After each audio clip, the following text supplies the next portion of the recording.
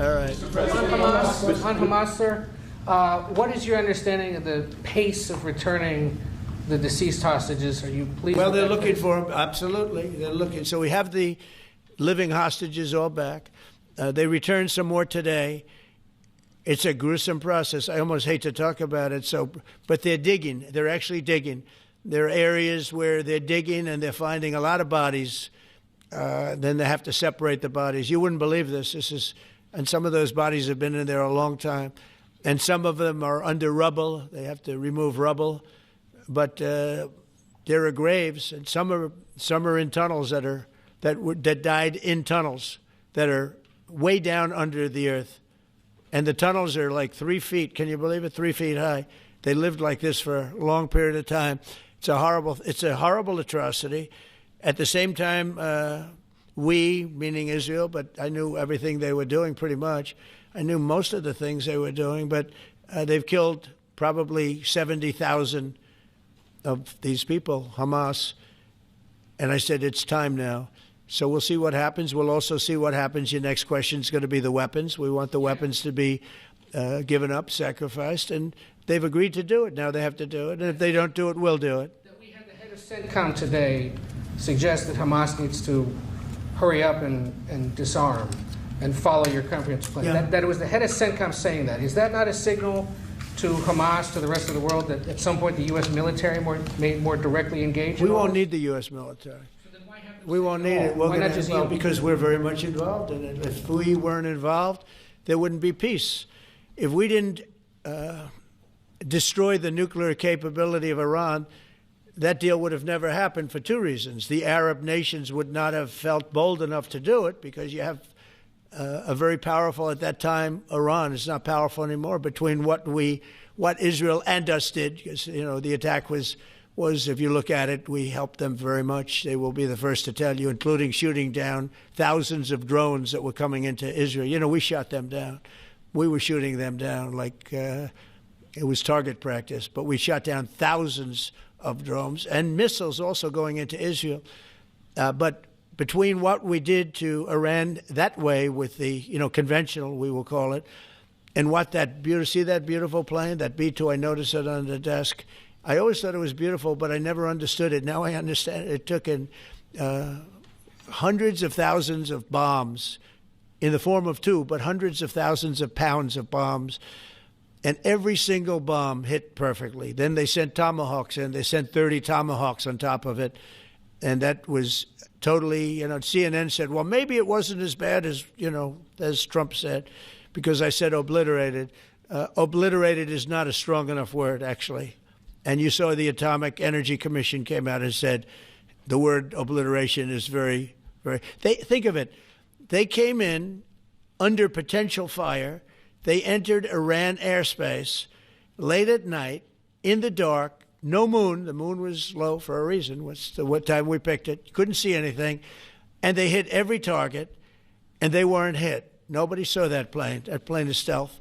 Nobody saw it. The problem with that is it may be stealth today, but tomorrow it won't be.